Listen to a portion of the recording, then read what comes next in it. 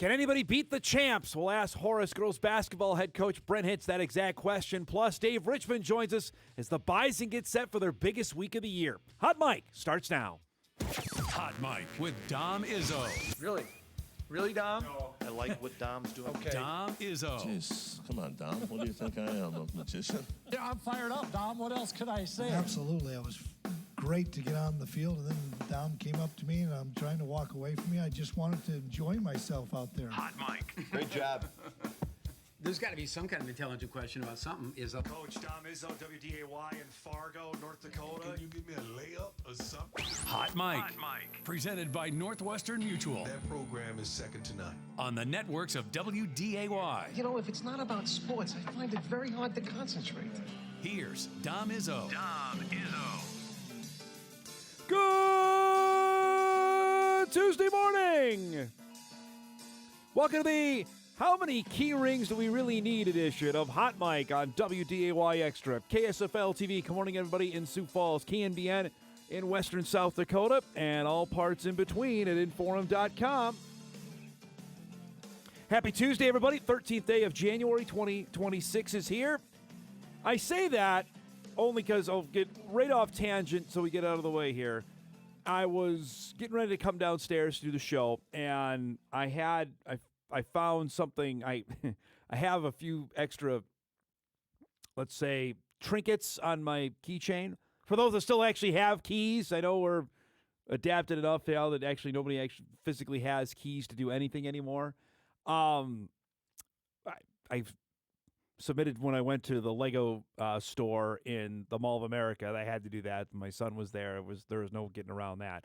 Anyway, I discovered this one. I had like 3 extra rings on my actual keychain. Like they had no purpose. They were just there. They're not connected. They're not my house. My car doesn't have one anymore. Not the station. Nothing. They were just there. I mean, I still have a key to my dad's house for some reason. I'm not necessarily going to stop by. It's kind of hard for me to do that. I'm 1,500 miles away. They were just there. I'm curious. I'm sure that's the case for tons of people. Look today. All your keys actually have purposes on your keychain, because I had 3 that I feel like I've unburdened myself now, that it won't be as stuffed up in my pocket anymore. It's fantastic. So we're off to a good start. And with that, we say good morning and welcome to the show on this Tuesday. Great to be with everyone. We have a packed show coming up. I'm excited about who we're going to get a chance to talk to today in anticipation of a busy day, busy week. It's Tuesday in January. Goes without saying. There's going to be a lot going down, and we'll unpack as much as we can over the next hour and 56 minutes or so of our program here this morning. We have our final 8 now in the NFL playoffs. We'll show you what happened in Pittsburgh here in just a moment.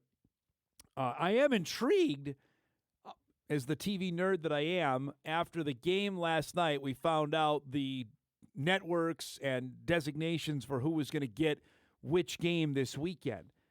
And after the hullabaloo that surrounded the Packers-Bears game, that Amazon got that the traditional networks, CBS and Fox,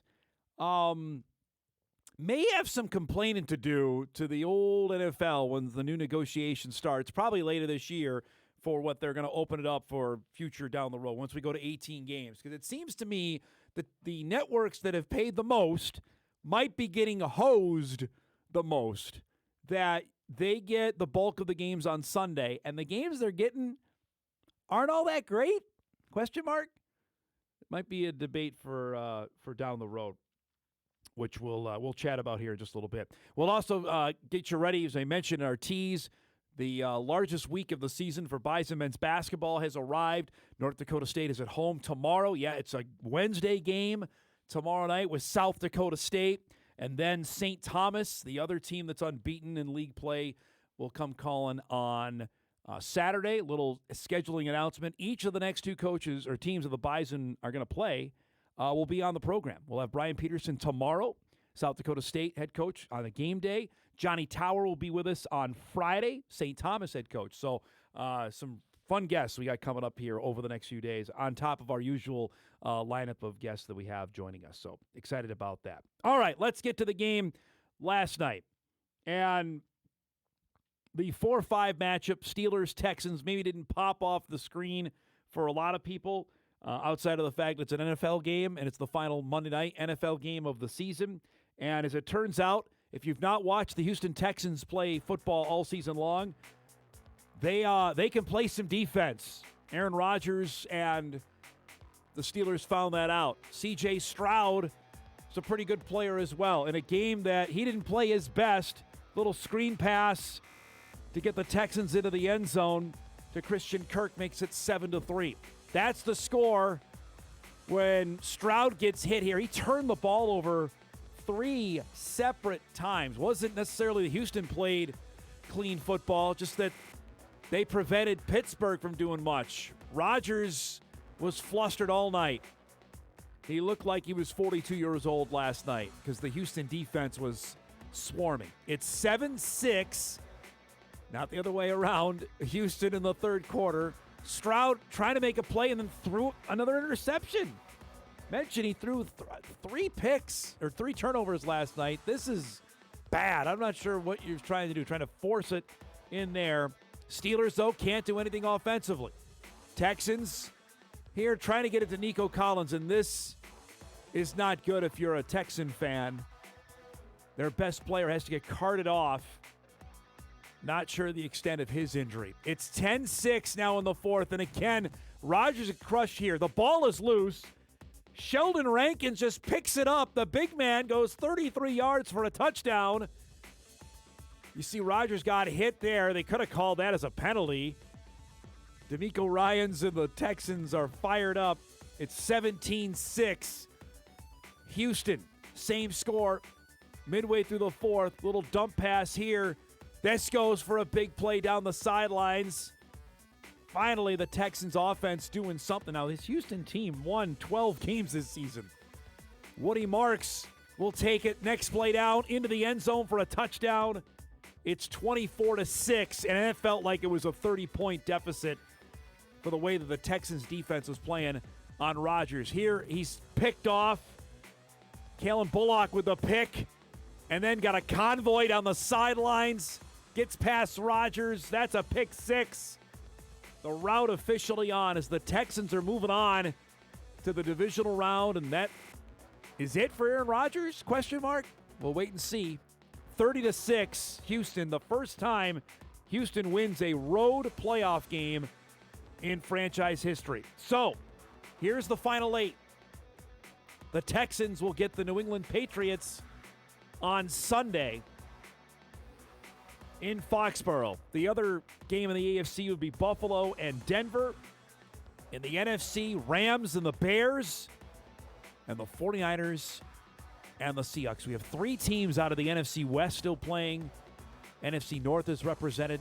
On the AFC, you've got 2 out of the AFC East, which is just great to hear. As a team, as a fan of a team in the AFC East, and you see that, that's great.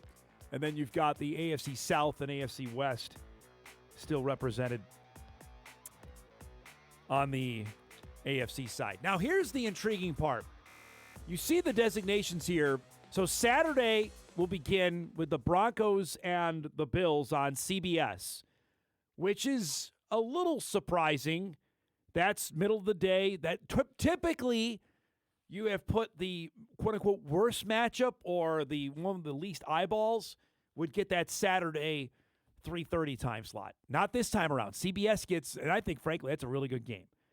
Saturday night, Fox gets the 49ers and the Seahawks, which is an excellent, second time in 3 weeks they're playing.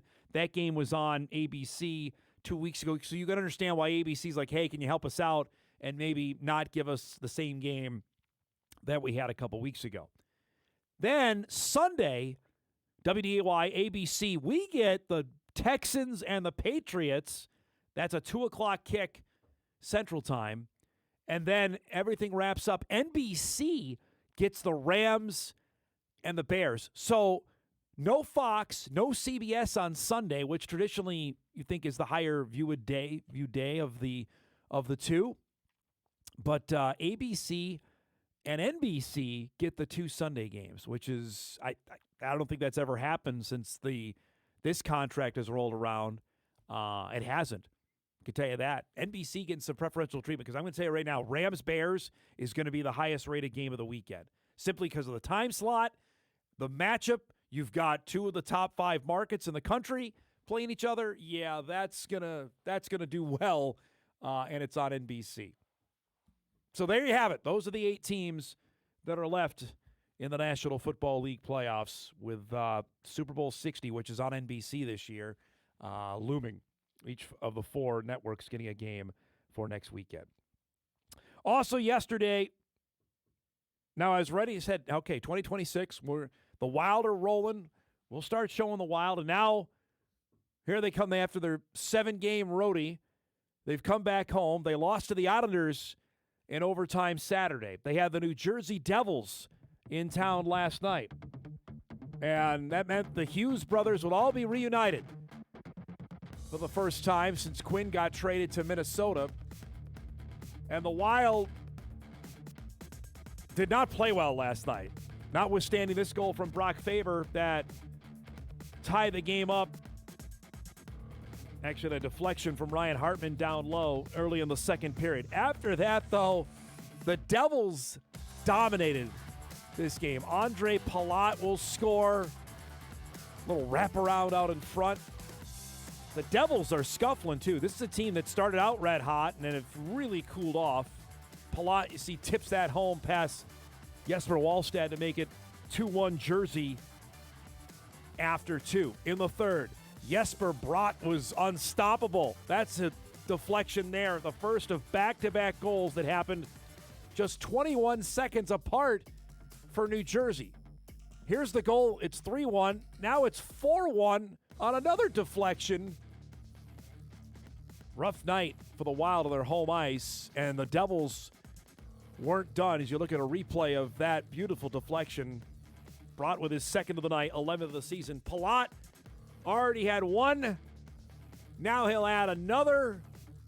Again, the Wild just sleeping in their own end. That made it 5-1. Devils win it. 5-2 is the final. It's the first time Minnesota has lost a home game in regulation since November. The Wild have been rolling it home, but that ends with a thud last night. Wild fall down to 13-5-6 at home. I know overtime losses and the shootout losses, it's a weird stat in the NHL. Just know this, the Devils owned the game last night in getting a win for Jersey. Minnesota will have a couple days off. They're back in action coming up on Thursday.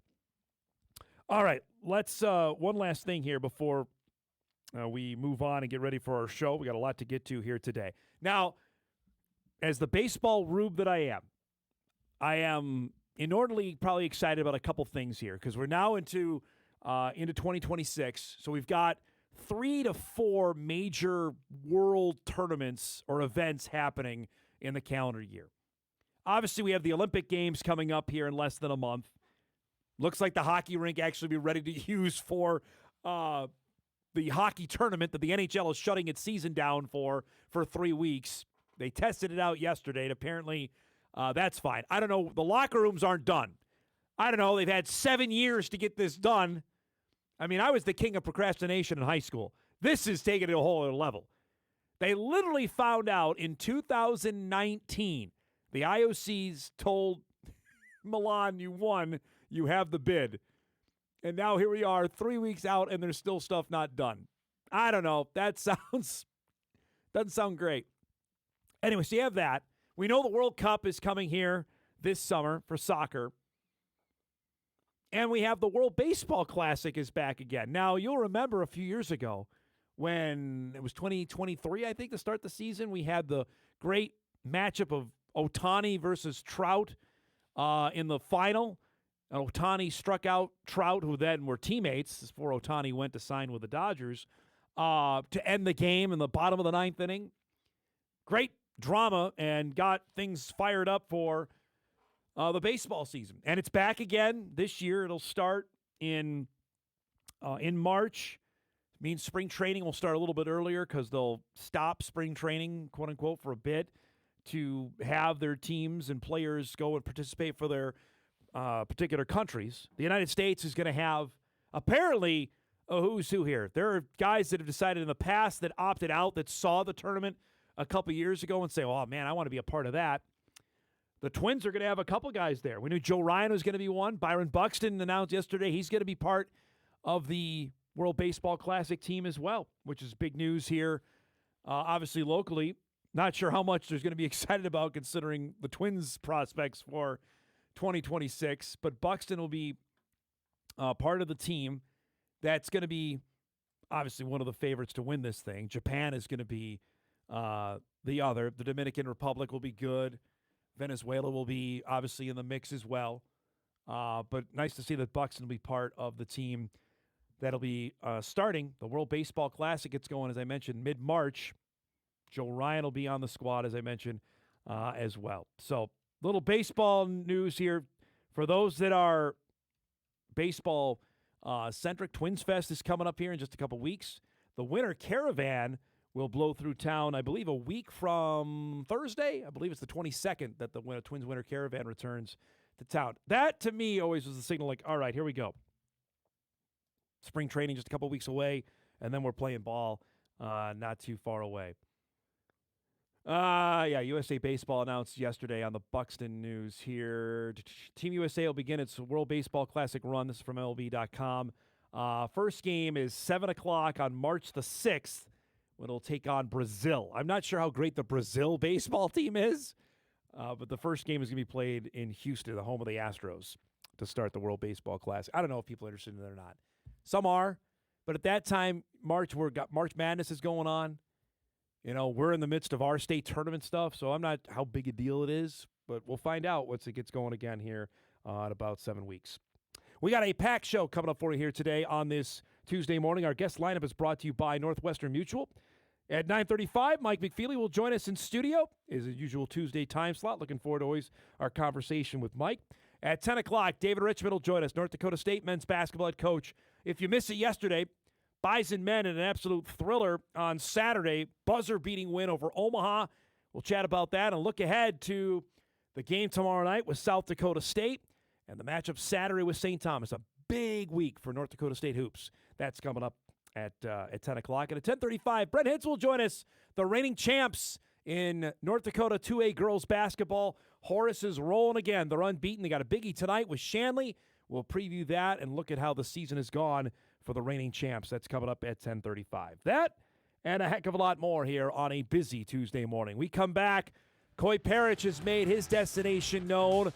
The former Gopher star is staying in the Big Ten. We'll chat about that and much more on a Tuesday morning edition of Hot Mike. Back after this.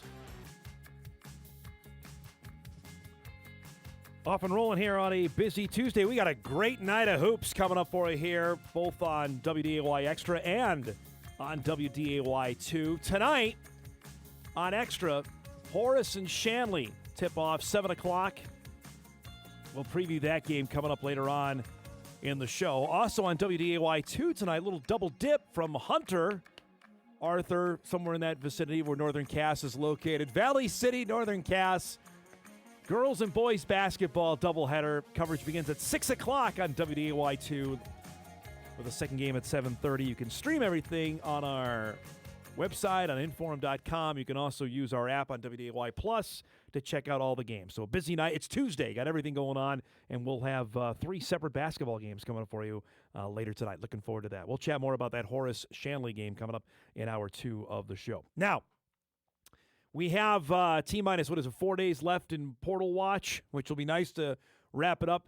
Not necessarily now looking at players entering, because at this point, if you're not in, then what are you doing? What are you waiting for? Considering for some schools, they've been done since Thanksgiving, and we've known for some players that they have made their intentions known basically in the middle of November what's going on. Now it's about destinations and who's going where.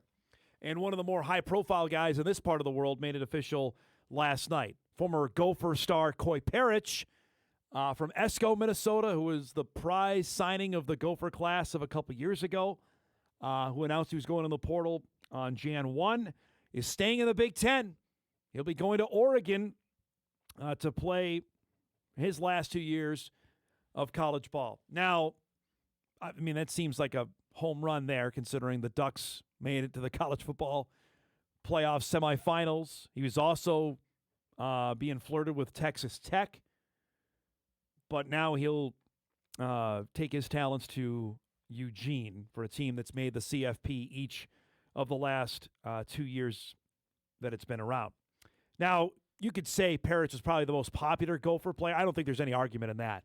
If you track jersey sales, our guy Guardsy, who joins us and talks about that, told us that. I don't think there's any equivocation that Parrish was by far the most popular Gopher. You're seeing probably his best game as a Gopher, which came last October at UCLA, where he had 2 monster receptions, including this one that sealed the win at the Rose Bowl against UCLA.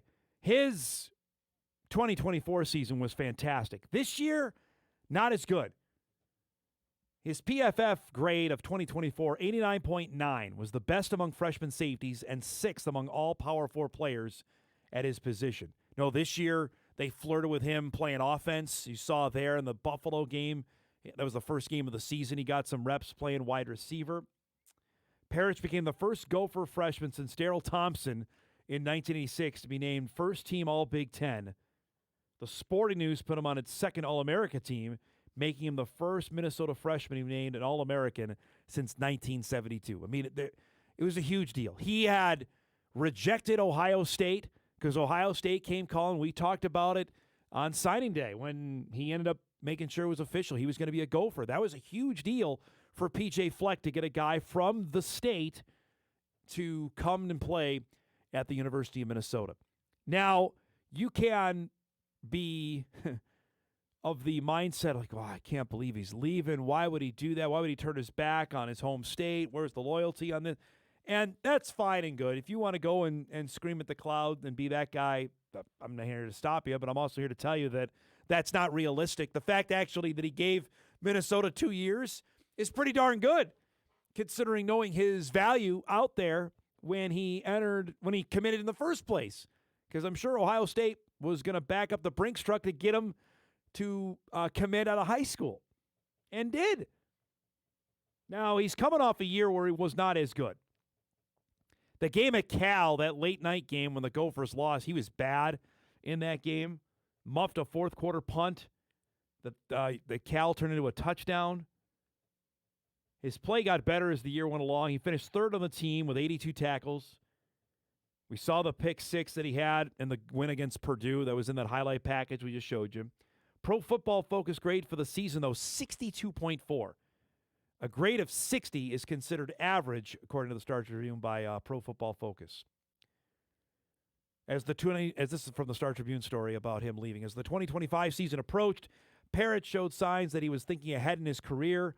When asked during the team's photo day if playing for the Gophers was a dream of his growing up, he looked ahead to the NFL. He said, "No, I didn't watch college football.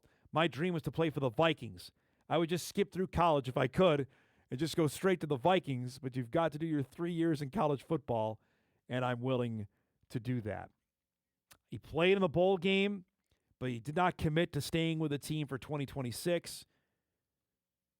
Obviously, I mean, Oregon, we talk Oregon and Texas Tech. Those are 2 of the deepest pocket college football programs that are out there. Texas Tech has unlimited funds. Unlimited. They got Cole Wisniewski, obviously from North Dakota State, to come there and had a pretty good year. Cole's going to be playing in the East-West Shrine game coming up in a couple weeks. Oregon has Phil Knight sitting there saying, whatever you need, you got it. So I get it. Gopher fans can be smarting today, knowing full well he's going to be playing in the Big Ten in 2026. To me, like, he got 2 years. He gave you a hometown discount for a couple years. Maybe. I'm sure Minnesota still had to pay him quite a bit. I know they did. And maybe they can spread that out now among some other guys to try to get into the program. That's in big boy football, folks. That's what we're talking about. One other football note to mention before we break. A story that we've been following for the better part of a week and a half became official yesterday. UND, who had lost its offensive coordinator, Isaac Frichte, going back to the University of Minnesota to coach the wide receivers. Eric Schmidt had an opening and went with a guy he knows well that he coached with. These guys were the coordinators under Bubba Schweigert. Danny Freund is coming back to UND. Freund, who spent the last 2 seasons co-offensive coordinator with the Jackrabbits in 2024. He was Jimmy Rogers' OC this past year at Washington State. The Cougar fans loved what he did play calling wise in their bowl game. I think went for like 600 yards or something crazy like that. Former UND quarterback, friend of our show, been on several times in his stint is OC at UND. He'll actually be back with us tomorrow morning. Looking forward to having Danny back with us, chat about what the last couple of years have been like. Obviously, Rogers got the job at Iowa State. He enlisted Tyler Roll to be his offensive coordinator with the Cyclones. And then when Frichte ended up taking the job at Minnesota, it's very incestuous college football coaching. It just is that those relationships are out there. And Freund is going to come back to a team that he was OC for many, many years, obviously former quarterback at UND as well. That 2023 season, which was Freund's final at UND, that'll be remembered obviously for the game the UND blitzed NDSU in the game in Grand Forks. Had Tommy Schuster at quarterback for 4 years and work with him. Now he's going to work with the guy, Jerry Kaminsky. He knows a bit. Obviously, Jerry was redshirting, or they at least recruited him to come to UND. So we'll talk with Danny about that on the show tomorrow. But that's become official now for UND football with its biggest opening, obviously filling a coordinator spot there. And for Eric Schmidt, guy that they work side by side with. Schmidt was the defensive coordinator for a few years when Danny was running the offense under Bubba Schweigert. And now it's official. They'll be working together again for next football season. And again, he'll be joining us tomorrow, I believe at 10 on the show. So looking forward to that. All right, let's break. We come back. Our guy Mike McFeely will join us. Lots to chat about with Michael as we roll on a Tuesday morning edition of Hot Mike, back live on WDAY Extra, KSFL, KMBN, and Inforum.com after these messages. Oh, it's Mr. McFeely.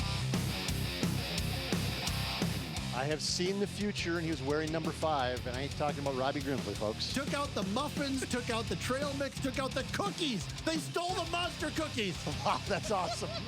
That is so awesome. Let's do some broadcasting. Yeah.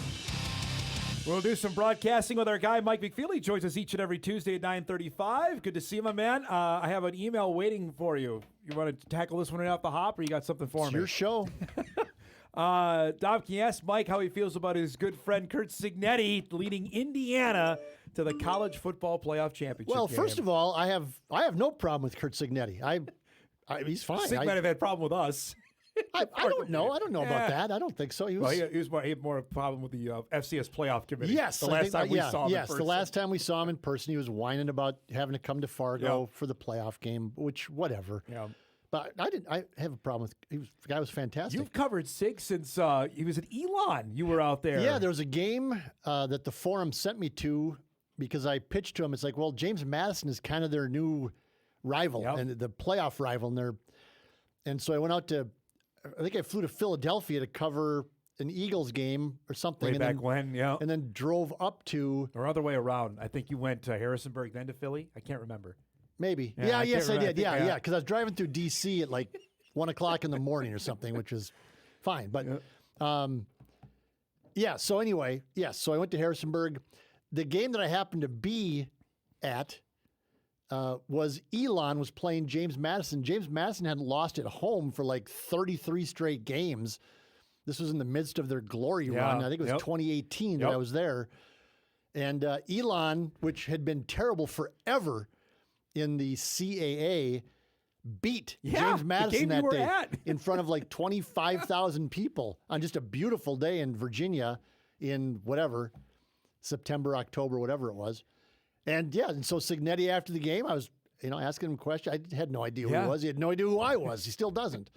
But he was as terse. Yeah.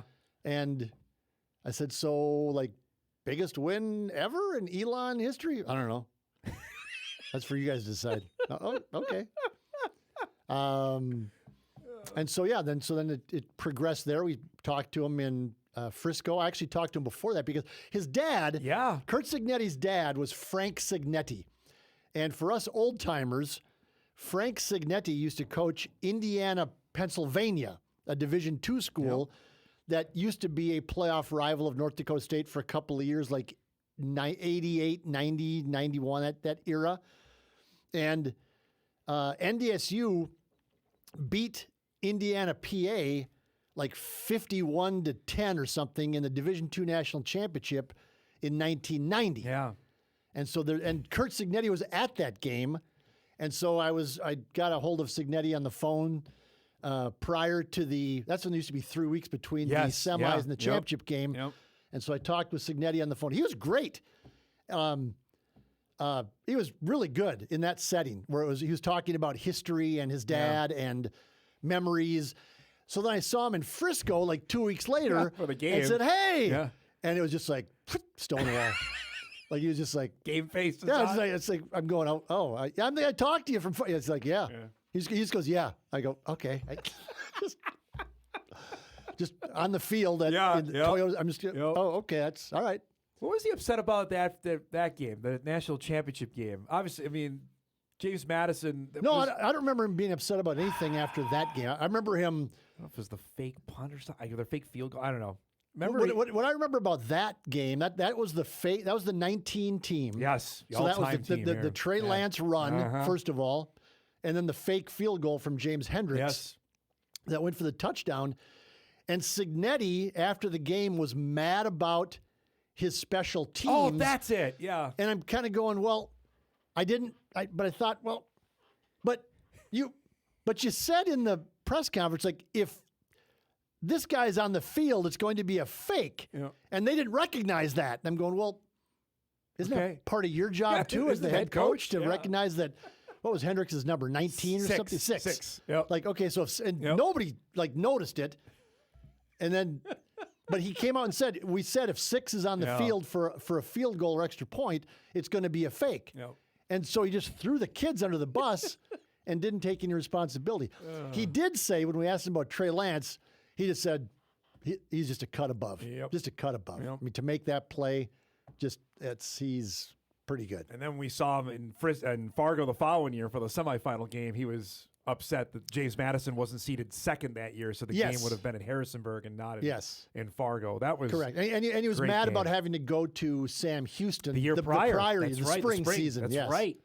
Yep. Which they lost that game too. Yeah, whatever. I mean, but they were ahead in that game. They were ahead. They were killing Sam Houston in that game, and they lost blew it. Yep. So what do we make of his team now? Because they curb stomped Oregon. I think Alabama before that. To me, it shows that the transfer portal era and the NIL era has sort of given schools an opportunity that historically would have never had an opportunity, because Indiana you follow the Big Ten football 100 forever. years was like they were terrible. Like the only thing keeping Indiana for decades from being the worst team in the Big Ten back in when it was still 10 teams was Northwestern was so bad that was keeping Indiana as the 9th best team in the Big Ten when there was 10 teams.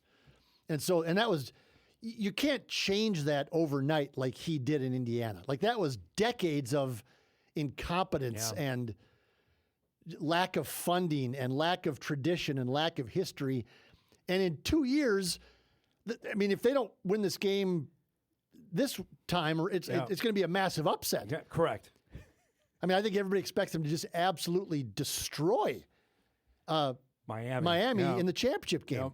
And for that to happen is like, right? Okay, all right.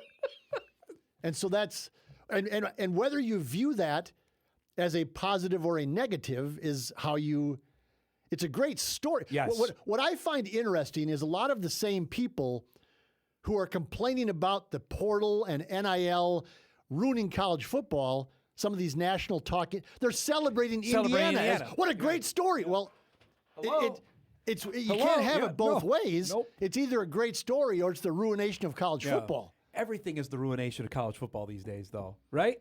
Yeah. Everything is out there. Everybody's up. This is going to be the end. I mean, I think that most of us, and I'll say it, I support kids getting some money and the ability to move. I don't know. I didn't foresee it going as far as it's gone. I'll admit that I was one of the one or two things in my life I've been wrong about. That was one of them. Yeah. I thought there would be some sort of, okay, the kid's going to get $50,000. Well, I did not foresee, stupidly, I didn't foresee Mark Cuban, funding $20 million a year for NIL at Indiana or whatever, Phil Knight funding a gajillion dollars at Oregon. He's quite parents to go there to Oregon, yeah. And so I didn't foresee that. And frankly, I didn't foresee kids bouncing as much as they have. I thought, okay, there's going to be chances for kids to go. I didn't see it just being an absolute free-for-all where it was wow. Right. Plus with the extra COVID year thrown in, that was like the perfect mixture of craziness. Yes. That was and happen. so you can't, I don't think you can go, wow, what a great story, Indiana. And then go, well, this sucks. Well, you got to choose one side or the other, guys. How does it book you one way or the other? The game is not till next month, like Jan 19. That is a long time. That's too long, right? I mean, why? Because they want to avoid it. NFL. Because why, Dom? Television. Yay! Thank you very much. The ruination of college football. There's television as well. Don't forget that in there too. Television. The ruination of college football, which I think is dumb because you're going to get audiences. They want all the audience. Correct. Each entity Everybody wants all the audience. They want as much as they can. Yep. And so whatever. I mean, I don't care I have no dog in the fight, so I don't care. But will you be watching at bowling next week for the championship game next Monday? Depends on the lineup. I got tossed out of the lineup. You get benched last night? I was busy yesterday doing some real news coverage. Yes. Yeah. Beautiful. Lovely. Lovely things going on in our country right now. So they told you thanks but no thanks last night? Yes. Yep. Oh. Yep. And our new shirts are in. Oh. Yeah, like real bowling shirts. Really? So when I get mine, my first appearance, I'm wearing my new bowl. I got 2 of them. So I got 2 weeks in a row I can wear my bowling shirt. Nice. Well, that'll be debuting here then? We can safe to could say? be, All right, we can do that. Yeah. All right, let's break. We come back. Let's chat some hoops. We got a big week coming up here in town. Summit League race underway. Bison have South Dakota State and St. Thomas. Preview that with Mike. We come back after this. Men's basketball head coach at NDSU, Dave Richman, will join us in just a little bit back here with Mike. So we got some hoops coming up. You love some good mid-major basketball. We got that tomorrow night, Saturday. Summit League race is off and rolling right now. Two of the better home games for the men, for sure. There's probably going to be 3 home games that people will be largely interested in, and this is 2 of them. Yeah. And they're important games for NDSU. You have to protect the home courts, Dom. You have to protect the castle. And so we'll see. NDSU escaped the other night. They didn't play very well in the first half, and they had a heck of a comeback. Markai Strickland rolled his ankle like on the first possession of the game, I think. Early in the game, yep. And then kind of struggled after that a little bit, but they found a way to win the game. Yeah. Any road win is a good win. It doesn't matter. Any road win is a good win. And so they got that one. So we'll see. I read your piece about the Summit what shoot around? Summit shoot around. I was trying some alliteration there. Yeah, That and worked for you? I don't know. You got them. You and I just on what? Oh, I think you have NDSU charging to the NCAA tournament. We'll go that far yet. I want to see what read happens. that way. All right. Well, I'll go back. I'll go back and change. I don't know if I feel that way. But I think I still think St. Thomas is the favorite. Yes, I agree with that. And I don't know that. Jackrabbits are going to be heard from too. They're 4 games in. Yeah. I mean, so let's just kind of slow the roll and pump the brakes and do all those cliche things. On the women's side, I might feel that way. I'll see what happens. And I don't, and I don't think that either. I mean, you got to show me. Yep, exactly. I mean, show me. Got to win the game. It's 4 games in, and so far they've played terrible teams. The women have. Probably the 4. The Summit League is so bad on the women's side. So bad. The bottom of it is horrendous. Omaha. Yep. In the women's net rankings, Omaha is like 361 out of 363 teams, and UND isn't much better. No. UND got a thrilling win over Omaha, and those 2 teams statistically are among the worst, I think, 20 teams in the country. Yes. In women's basketball Division I. Just awful. Now, South Dakota State is not obviously what they were. Clough left for Purdue, and a few of the guys went with Hendo. to Drake. They still have a couple of really, really good players, but it's the Jackrabbits and the Bison. I expect tomorrow night will be a really well-played, contested You know game. what you can do when these two teams meet, Dom? Throw the records out? You got Yes, another one? you can throw the records out. Both these teams put their pants on one leg at a time. And you can just it's going to come down to turnovers and big shots. But SDSU's always had like the big guy. They've always had that dude. I don't know if they have that. No, I don't think there's a. I think there's a young guy, Damon Wilkinson. They have. Yeah, he was the backup to Clough last year. and didn't play much. And I mean, Clough was so good that he wasn't much of a factor. I don't think the new kid, Damon Wilkinson, but he's kind of their 6'10-ish, 6'11 type guy. We'll see what he has. It's not Moores. Moores isn't an inside presence. No, but they have some veteran guys. Matthew Moores has been around. This is his, fifth, I think.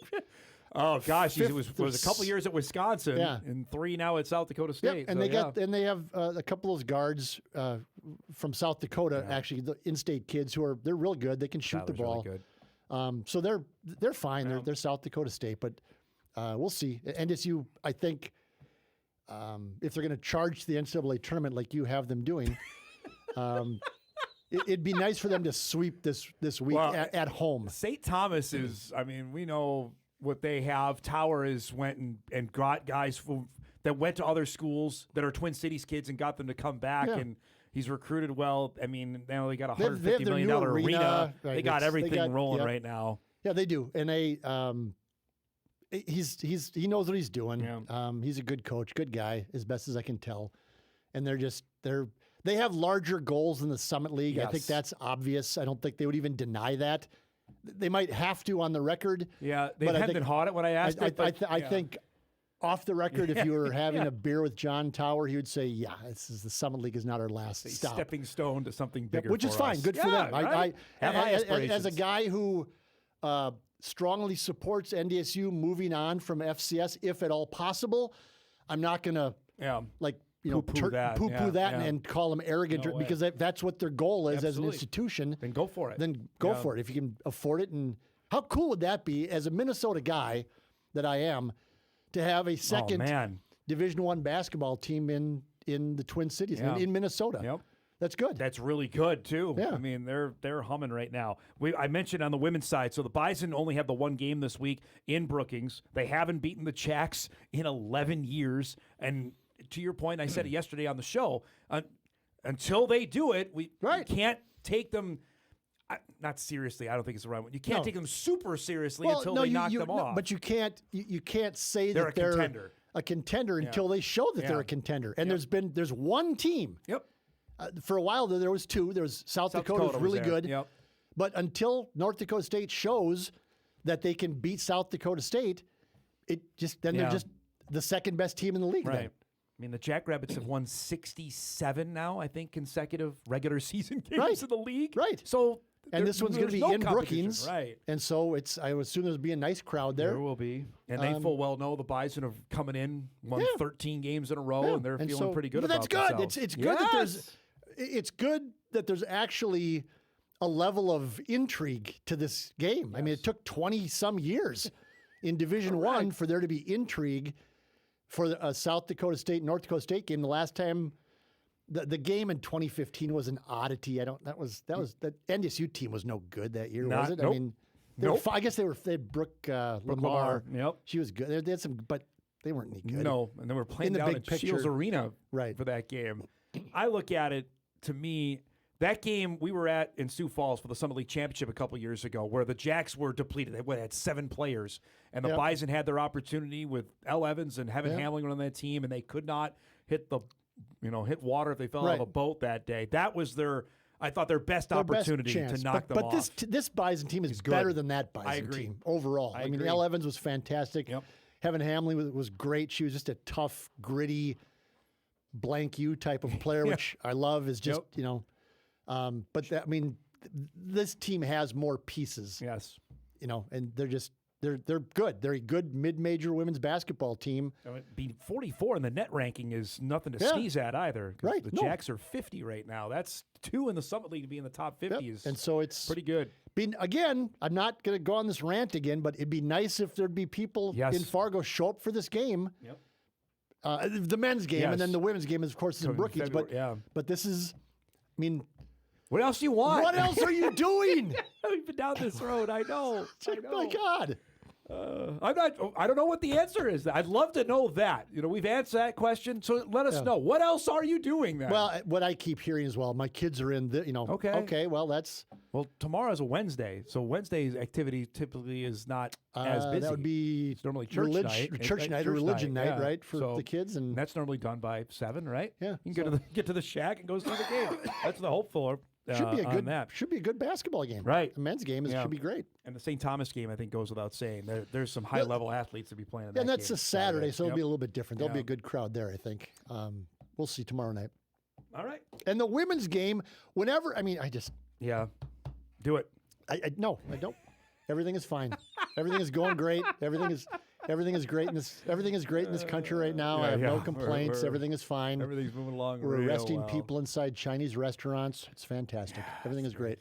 It's good to see you, man. Thanks for coming by. Indeed. We'll see you tomorrow night at the Shack, right? Maybe. All right. Sounds good. Mike McFeely joins us each and every Tuesday at 9:30. Appreciate him coming by. We'll break. We come back. We'll start hour 2. Dave Richman will join us, Bison men's basketball head coach, to preview the game with the Jackrabbits, coming up, and review how they won somehow against Omaha. That's coming up. We come back.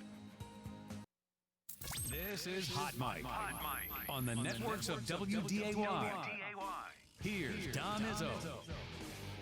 I think just like Dom's outfit, they're not always pretty. Sometimes they're really ugly. Yeah, I'm here. I've been all over Amazon and just about every mustard pants.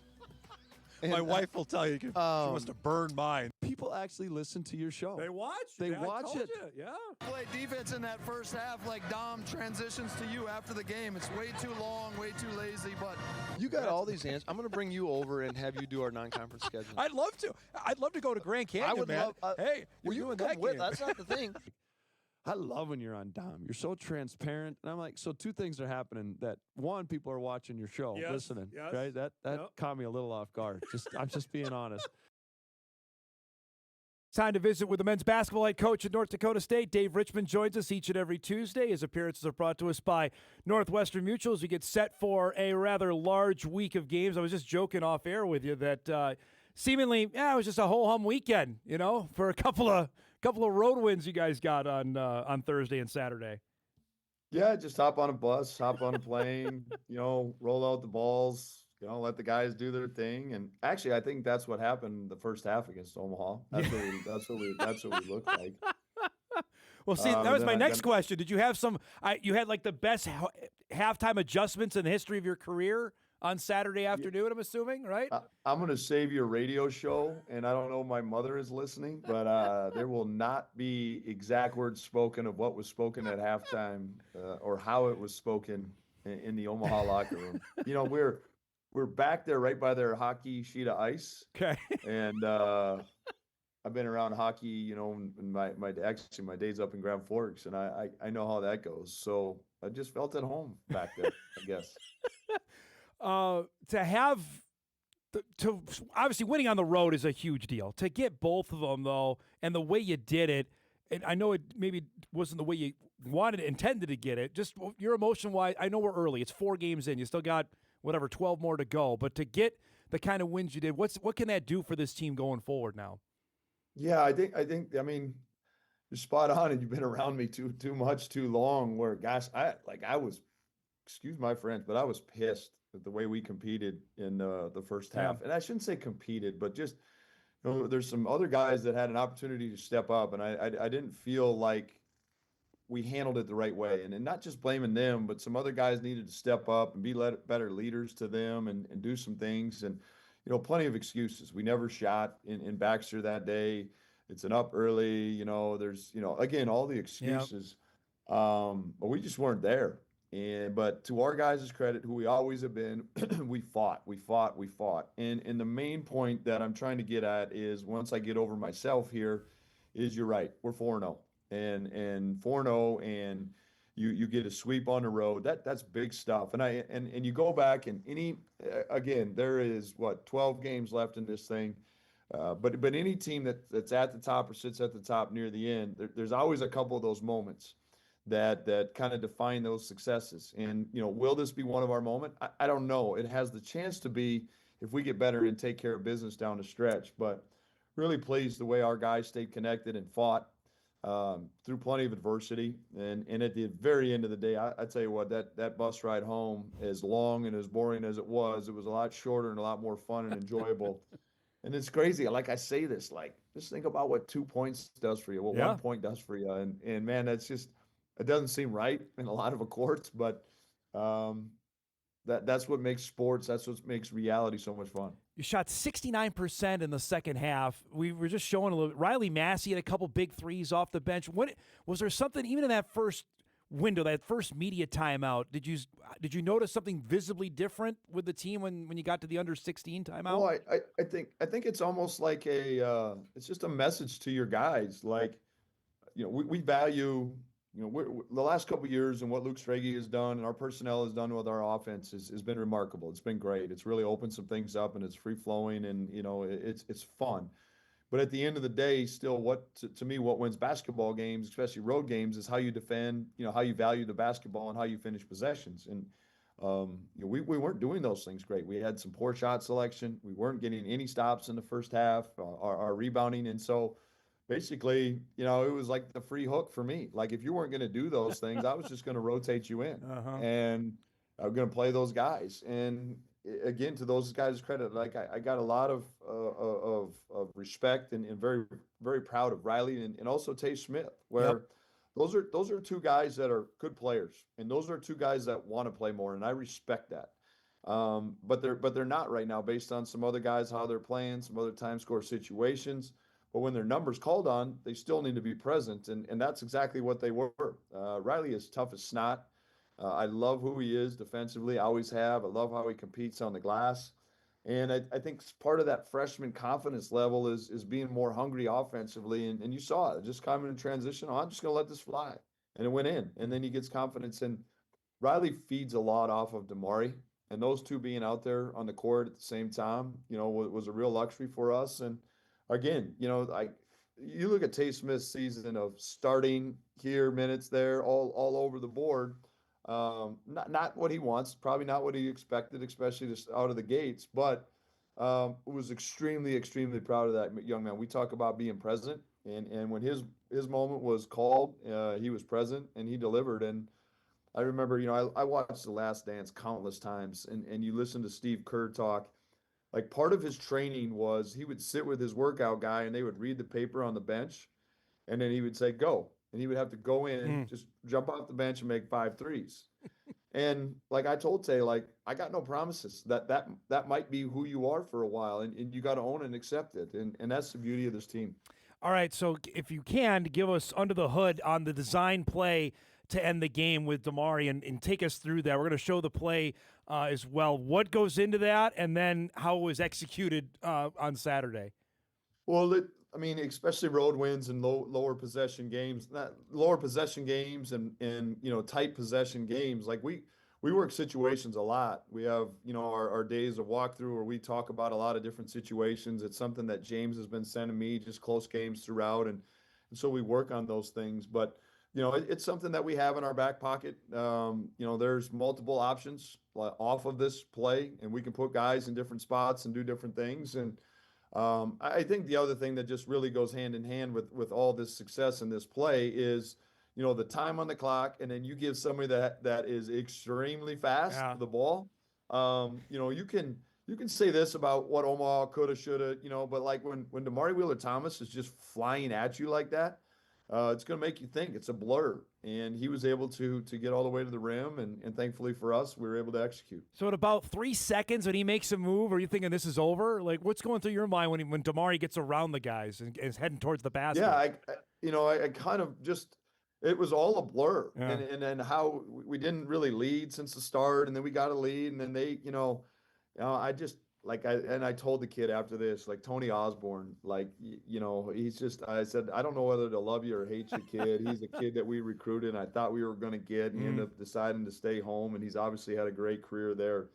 But he throws in that tough shots. Yes. And still, man, but we were able to reset and get guys organized a little bit. And yeah, I saw Damari racing. I'm like, I think this is going to open up about right there. And it did. And, thankfully for us, you talk about being present. Our guys were able to, the disappointment of a tough three going like that, and you think you got the game, that's tough, especially for 18 to 24-year-olds. And we refocused, and I thought the staff did a good job of getting us all organized and getting the right personnel on the floor. And so the floor was spaced with some different things, and we executed. Again, there is, the one thing I'll say is it's usually you can count one dribble per second.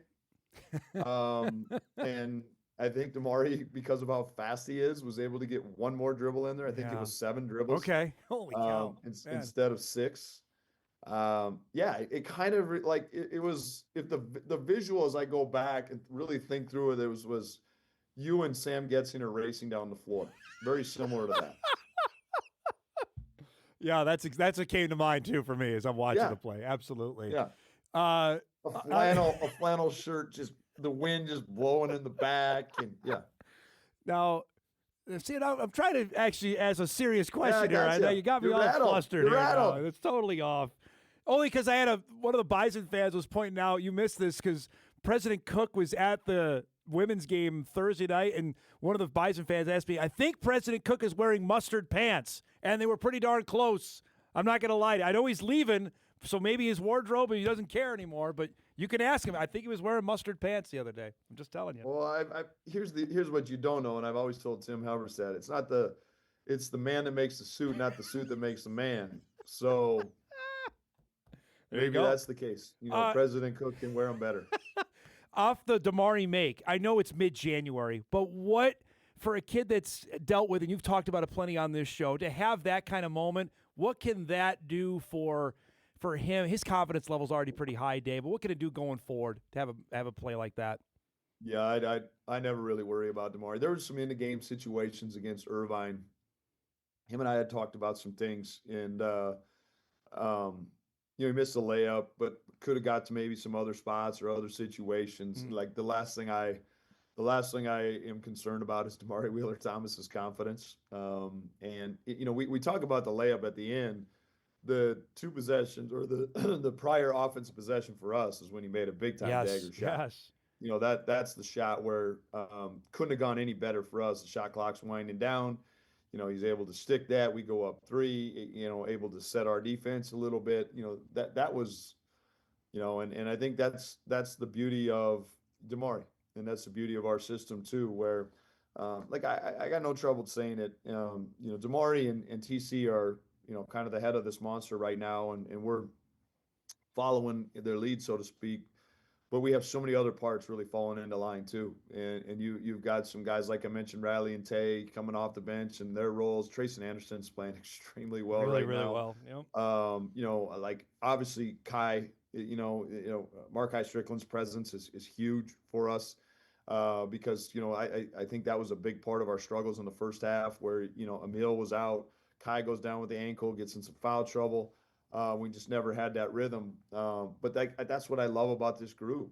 And not that they were maybe the best at times, but we were able to get some minutes out of Carson and Matt. We had 11 guys, Dom.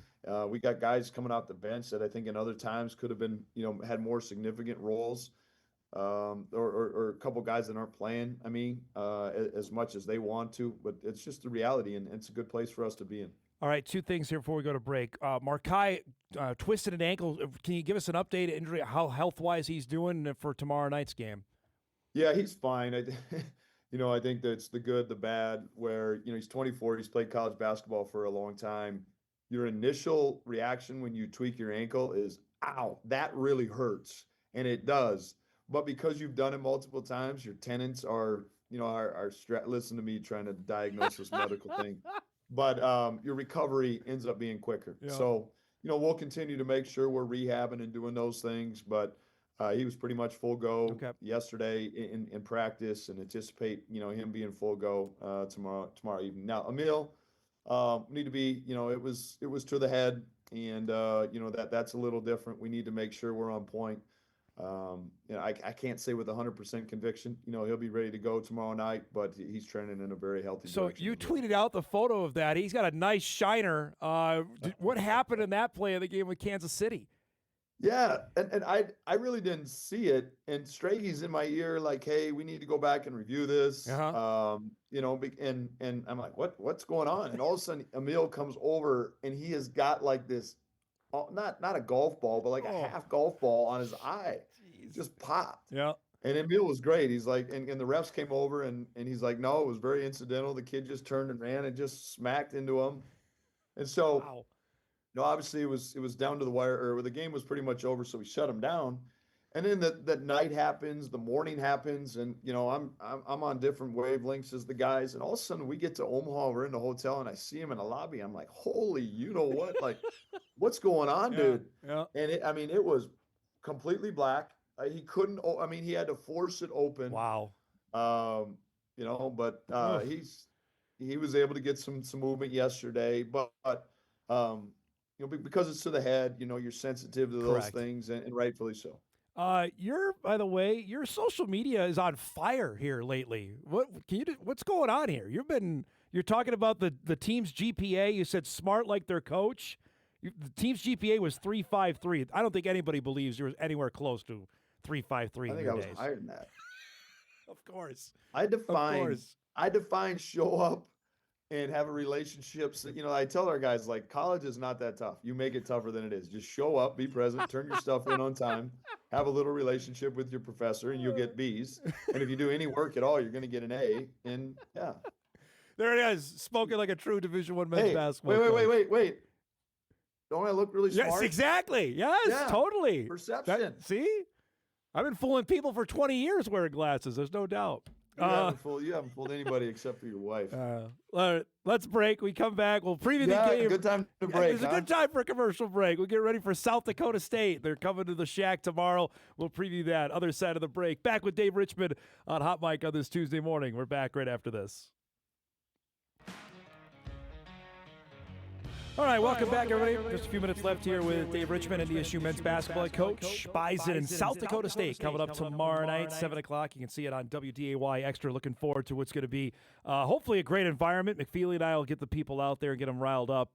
David, we were visiting off air a little bit about this Jackrabbit team. There's no Oscar Clough. Obviously, he transferred. He's playing in the Big Ten now. If there's people there, Mike McFeely's going to take the credit. I can guarantee you that. As well he should. There's no...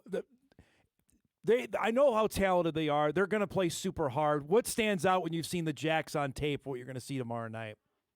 I think it's just a program, the tradition of playing basketball, in my opinion, the way it's meant to be played, where, you know, you go back to the football analogy that I always use. They block, they tackle, and they don't get penalties. You know, they guard you without fouling. They make you beat you over they're going to make us beat us over the top, beat them over the top, if I can spit it out. You know, they've got good spacing. You know, the Wilkinson kid is someone that you can throw it into, and then they've got guys that can shoot it and space it. Jackson's been extremely impressive. Add some things athletically, you know, to them. But I think at the end of the day, it just goes back to they've got a program, they've got a culture that of toughness, that understands winning. You know, they were down for the good portion from the of their Denver game the other day, but they battled and they were present down the stretch. So I expect nothing other than a good old-fashioned Jackrabbit Bison battle tomorrow night. And Brian's been there for so long as well. How much does that help? Obviously, you did the same thing of being assistant and taking over. That transition, that first year, what do you remember about that first year of the stuff that you thought you knew, but you didn't know it until you became the head coach? Well, what I remember is Lawrence Alexander, here's the ball. I don't know what I'm doing. You go just do your thing. But it's a good option. No, I do think you go back to Scott Nagy and TJ and Eric and now Brian. And listen, they're all what TJ's doing, tremendous. Obviously, Scott's had a lot of success. Hendel's going to get things rolling at Drake, no question. To me, it's a lot like our football program, if we're being transparent. And that's not to take anything away from the coach, Dom, at all. But when you have administration, when you have fan support, when you have resources and tradition and an alumni that backs you, and there's ways that you understand, you know, to Brian's credit, it's not like he went out and brought in a whole bunch of different characters or played a completely different style of basketball. Clearly, there's some things working with, you know, Bison football. So let's keep that in-house and keep it rolling.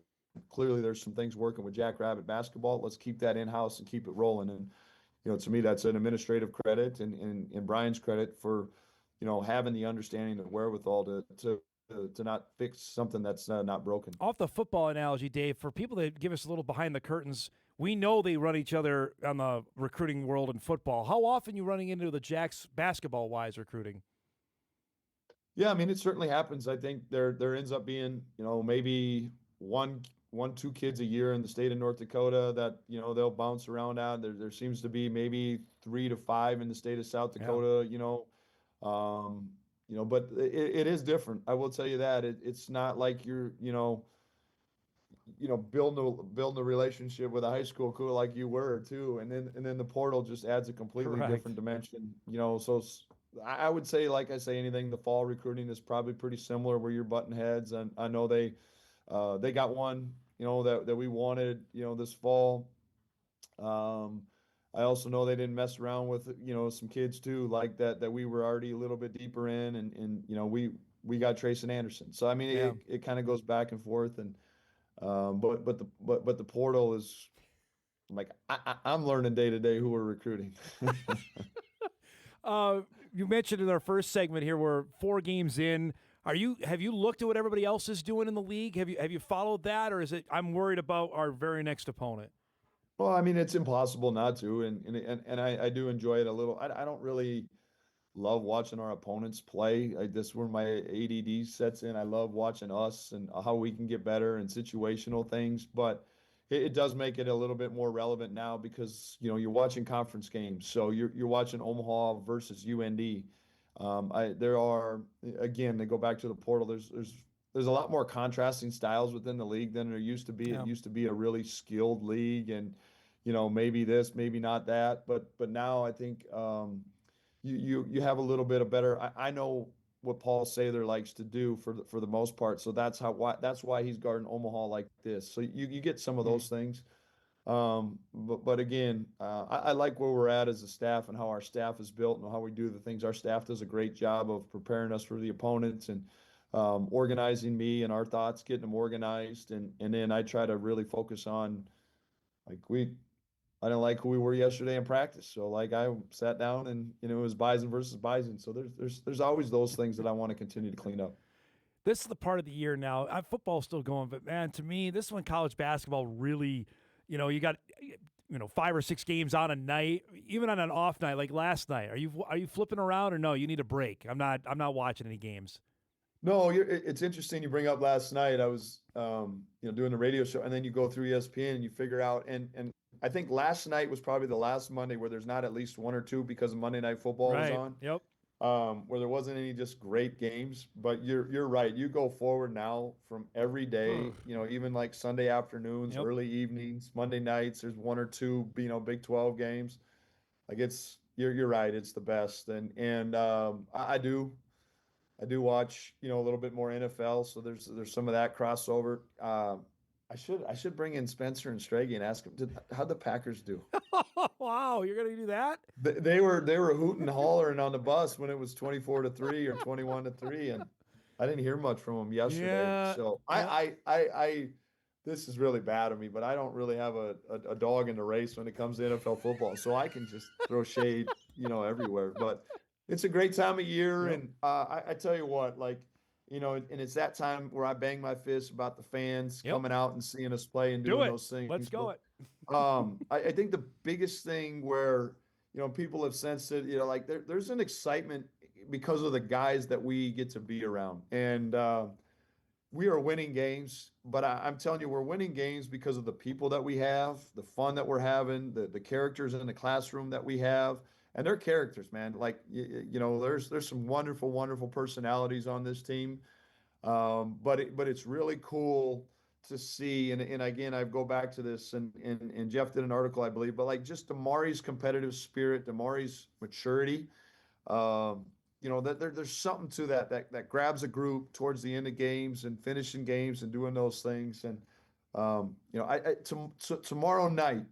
Tomorrow night is a great opportunity because we're going to have, including tomorrow, we're going to have 6 more opportunities at home to get out in a beautiful facility with a great product and watch some really good basketball and grab burgers, grab beer, the DJ, the students are going to be back. Like it's time to get this thing rolling. What Jory's doing, what we're doing. Dom, again, here, listen to me say this. I appreciate you, Dom. Yes, I do. But it's not you that I'm preaching to. Yes, and I understand we have financial commitments and time commitments and kids are busy schedules. But like, if you're looking for something to do, come out. I think you'll come back. Last thing, we do this almost every week. Markai's dunk on Thursday night in Kansas City. Where's that one rank for you? That was pretty good. It was good. It was really good. I don't know if it was quite the one he had against, was that ORU? Yeah, that was really good. The rim. But like, he's freak athlete, man. Freak athlete. And the other, and I haven't touched on him as much, but Andy in Kansas City goes out and has 8 assists and 1 turnover in a Division I college basketball game. That's really impressive. And I think that's what the guys need to understand. If I chill for a little bit longer and Andy's dribbling around, this is okay, because his eyes are in the back of his head. Boom, and he dropped that one down. Markai went, and I know it's only 2 points, but that's a loud 2 points. Yeah, it's a loud 2 is exactly right. Great to see you, bud. Thanks so much. I'm going to say this, too, and I don't care who's listening. I'm going to get in trouble. Marvin Menzies is one of the greatest human beings on the face of the earth. Yep. He's a great head coach. I don't know all the things that went behind it. I don't think that's right. Here's me at 47 saying some things that I wouldn't have said a little bit ago. Now's not the time, because are they losing some games? Yeah, maybe. But, who he is as a man, who he isn't as a person, I don't care who's listening. I don't like it. Yeah. And so I'm going to say some things that I don't like, or that people don't like to hear, because it needs to be said. And so, if I'm misspoken and Marvin walked in and said, I'm done, okay, I'll own that. But I'm not getting the feeling that's the case. And I want you to know, I want everybody to know, define your wins. Marvin Menzies helped a lot of young men. That's a great, great human being from all my interactions. Appreciate you saying that, because I was going to ask before we go. So thanks for the time as always, and we'll catch you tomorrow night, okay? Appreciate you, sir. There he goes, David Richman joining us, North Dakota State men's basketball head coach, buys into the Jackrabbits coming up tomorrow. What he's mentioning, Marvin Menzies, the Kansas City men's basketball head coach, was told he's not going to come back next season. That's about as early as I can remember. We know what's happening in football all the time. Now in September, we had how many firings we have in September in college football. This is the first that I can remember in Division I men's basketball happening. Here we are, we're in the middle of the season, that Kansas City's never been good, period. I don't care what league. The first time they were in the Summit, then they went to the WAC, then they're back in the Summit. They finished, I think, at a tie for second a couple years ago. Right, Eric? I think they were second, and they got beat in the Summit League tournament when Omaha beat them. Yeah, they were the 2 and the 7 that year, because we were down there, we were watching the game, and Kansas City got beat as the 2 seed. And that was probably their best year. They've never made the end. There's about, 25 men's basketball programs that have never been to the Division I tournament. Kansas City's one of them. No one's ever won there. He had some pretty – Jamar Brown, his best player, is playing at UCLA right now. I mean, what's the guy supposed to do? Tough deal there. Let's break. When we come back, we'll get you ready for a showdown tonight at the EDC. Reigning state champion Horace is in action against Shanley. Head coach Brent Hintz will join us, chat about his 2026 Horace Hawks. It's coming up when we come back. Final half hour here of a busy Tuesday. Don't forget, great night of high school hoops coming up here on Extra and on WDAY2. On WDAY2, we've got Valley City and Northern Cass beginning at 6 with a double dip. And here on Extra, girls basketball tonight with Horace and Shanley. Coverage begins at 7 o'clock, which we call this a perfect segue in the biz, because those Horace Hawks, the reigning state champions in 2A girls basketball, at it again, 4-0 in EDC play. Great to welcome back to our program. Head coach Brent Hintz joins us to give us a little preview of tonight's game and chat about how well his team has been playing so far this year. It's great. We have not had you on, I think, since you guys won. So let me first, what is it like being the champs and knowing full well everybody wants a piece of the Hawks this year? How have you dealt with that? Yeah, I mean, we got to a point last year where I think we talked a lot about target on our back and getting everybody's best shot and stuff. But I think it's amped up a little more even this year. And I mean that with all respect. It's very apparent that we're getting everybody's best shot, best effort. Energy's a little higher. I mean, we were down in the Pentagon playing a South Dakota team on Saturday, and they even brought it up before the game and stuff. So we didn't get away from it down there, but it's awesome. It really is, because it's going to get us ready for the biggest games of the season, and you know, there's a respect factor that comes into that, which we truly appreciate. And you know, we feel there's a responsibility with that we got to be prepared and bring our best effort every night. I'm assuming you knew that, but you still have a pretty young team. What did you tell them about that, even in preseason? Like, hey, this is going to be different than what you experienced last year. Yes, you know, we have a few kids returning that played quite a bit last year, but we also have a lot of kids going through this for the first time, and for them, you know, it's kind of like, you know, congratulations, you stepped into this, and but it's exciting as well, and hearing some of those returning kids talk about it and saying, hey, do you want to experience that too? But yeah, we talked a lot. I said, you're going to hear a lot about defending and all that kind of stuff, and I said, you know, that trophy case out there outside of the gym has a trophy and a basketball in it that nobody's going to come take away from you. It's yours forever. And so we really are trying to emphasize we're not defending, we're hunting a new one, and trying to have that mentality of last year was last year, this year's this year. And you know, if we want to experience that again, then we've got to go out there with an aggressive mindset. It's pretty good to have two building blocks or pieces you can build around with Laken Donnelly and Jordan Christofferson. Describe them moving into leadership roles with Jaden Hale moving on and asking more of them, maybe not necessarily production-wise, but things we don't see. Yeah, absolutely. You know, while we are young and we've had a lot of situations where with those two, we've had a freshman, an 8th grader, and a 7th grader out on the court sometimes with them. We are also well aware that we are very fortunate to have two players like that on our roster, and that a lot of teams would love to be able to start with two players like that and build around them. So we don't ever take that for granted. But yes, it's definitely different for them. You know, the on-court responsibilities have changed a bit, but also the off-court responsibilities of what's being asked of them. And they're trying to figure that out as well. And they're trying to manage that kind of workload and that kind of responsibility that comes with being the vocal leader and just the leader of your team on the court. And they're doing a great job of it. They are adjusting well, and they're figuring it out as well. Describe that when you have moments on the floor, you don't have a senior out there. You've been coaching a long time. What is the stress level like for the head coach when you see that?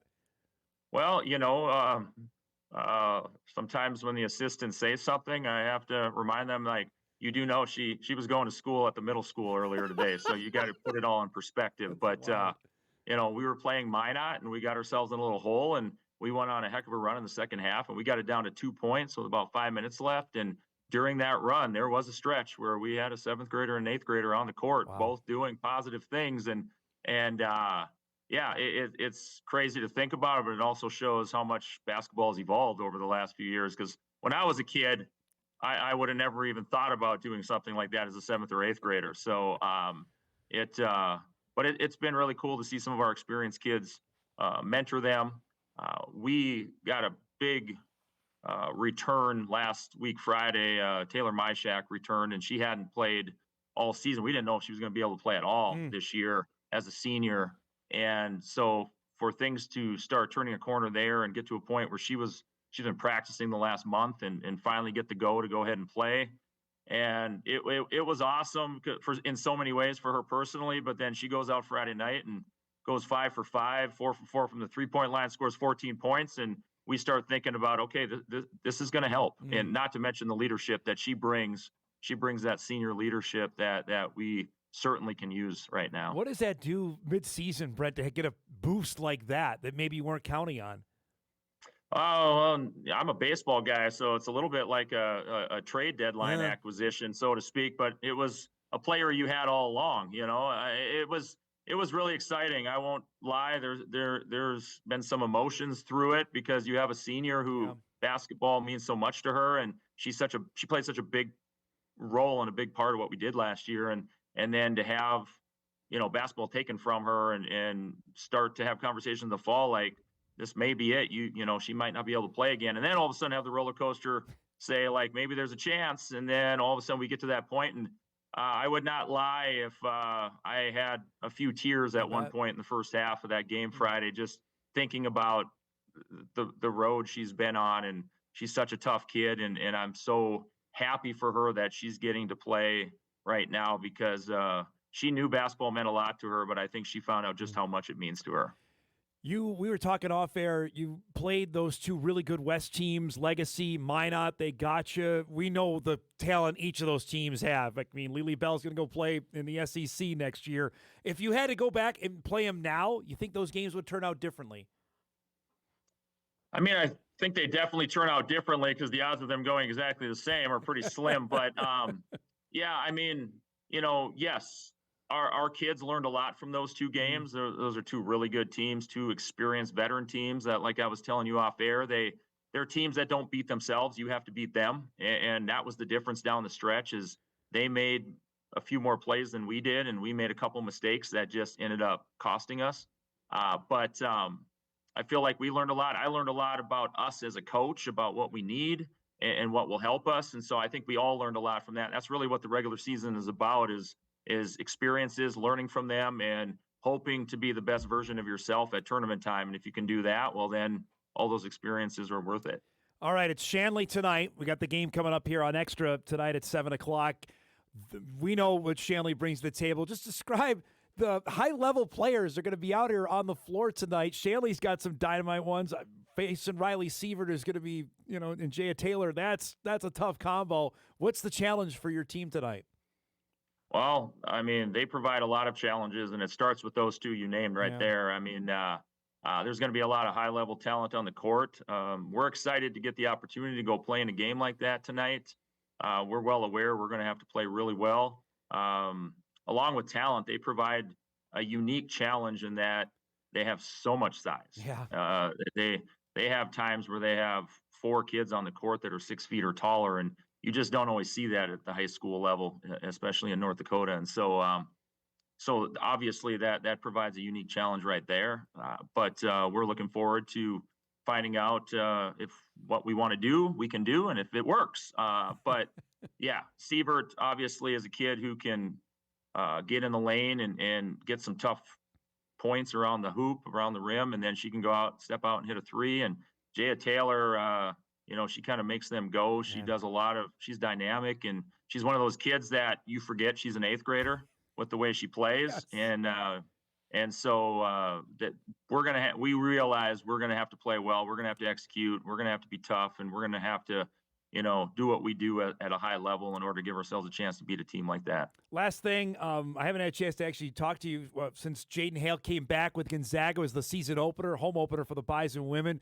I know your team was there. She, not that long ago, scored 21 for Gonzaga in her freshman year. I think she's averaging 6 and 6. Just what has it been like to see your old player now doing this in Division I basketball now? Somebody mentioned this, and I didn't think about it at the time, but I was like, yeah, okay, maybe a little bit is I don't know, over the top or dramatic as this sounds. I kind of feel like a proud papa or proud dad right now, watching her play. And thankfully my wife allows us to get ESPN Plus so I can watch her play, and I've gotten to watch all her games. Nice. It's been super exciting. And when she had 21 and 12 there a week or so ago, her and I were texting back and forth. I was so excited, and she was handling it better than I was, I think. And so, but she has been amazing. Yes. I mean, to step in at that level and to be able to be playing about 18 to 20 minutes a game as a freshman, a true freshman, at her position, and to be able to do the things she's done and have the positive impact that she's had on that team. It's been just so exciting to see, and I'm so proud of her and so happy for her. And I think it speaks a lot to North Dakota high school girls basketball that a player came from our state, but also that the talent level in this state helped get her ready for that moment, because she's stepped in there and she's played like a veteran already. And the talent she played against every night here in this state helped get her ready for that. So that's pretty cool for the state of North Dakota as well. No doubt about it. Great to see you, man. Thanks so much for doing this. Good luck tonight. We'll catch up here before we get to EDC tournament time, okay? looking forward to it. Thanks again for allowing me to talk about our kids. I appreciate it. Absolutely. Brent Hintz joining us, West Fargo Horace Girls Basketball head coach. Hawks and Shanley coming up tonight. You'll see it live here on WDAY Extra. Coverage begins at 7, for which should be a really good game. 2 of the 4 teams, I think, they're going to be fighting to make it to the state tournament, which is in Bismarck coming up now. I can say this in just over 2 months' time, which is kind of crazy. All right, we'll take our final break. We'll come back, get you ready. We got a really good Sports Tuesday on tap. We'll get you ready for that. Hot Mic wraps after this on WDAY Extra, KSFL, KMBN, and Inforum.com after this.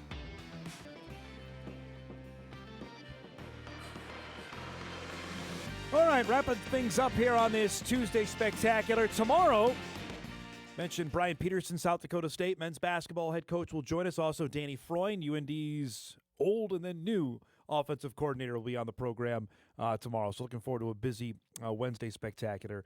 That'll be fun. Now, I told everybody start last week, we're going to start updating this every Tuesday when it comes out. There is a new bracketology out from Joe Lenardi and Charlie Cream. Those are the respective bracketologists at ESPN. We'll start on the women's side. He currently has 2 Summit League teams in the field. He has North Dakota State as an 11 seed, facing Iowa State and Audie Crooks as a 6 seed. That game will be played in College Park, Maryland. Maryland, by the way, is one of the top teams in the country. Be a 3 seed in that. Just think about that. Audie Crooks against Avery Coonan. All right. They played a couple years ago. The Bison played Iowa State. Maybe it's more than that. That'd be all right. South Dakota State, he also has in as one of the last 4 at-large teams in the tournament.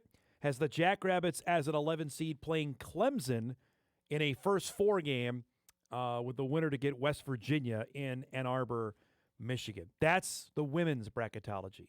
As for the men, Joe Lenardi today, he's projecting. We got 4 games in. I know we got a long way to go. As North Dakota State as a 14 seed facing BYU, who has the top high school recruit in the country playing for them, as a 3 seed. That game would be in Portland, Oregon. Every time the Bison go, they play in the Pacific Northwest. They played in Spokane. They've played in Seattle. Portland's the only one we're missing. And there are pretty close regional sites this year, actually. St. Louis is one. Oklahoma City is not too bad for regional sites. Where else has got Chicago? Come on. We'll see. But, again, just throwing it out there. I know we got a lot of basketball to go, but it's fun to look ahead. That's what the whole thing is about. So that's what the projections are. We'll see after this week, because this week is going to tell a lot. Certainly it is for the Bison women. Certainly will for the Bison men. And when we come back and do this segment again next Tuesday at 10:50, then we can maybe start getting ahead of ourselves on that. Let's do some What to Watch before we get out of here.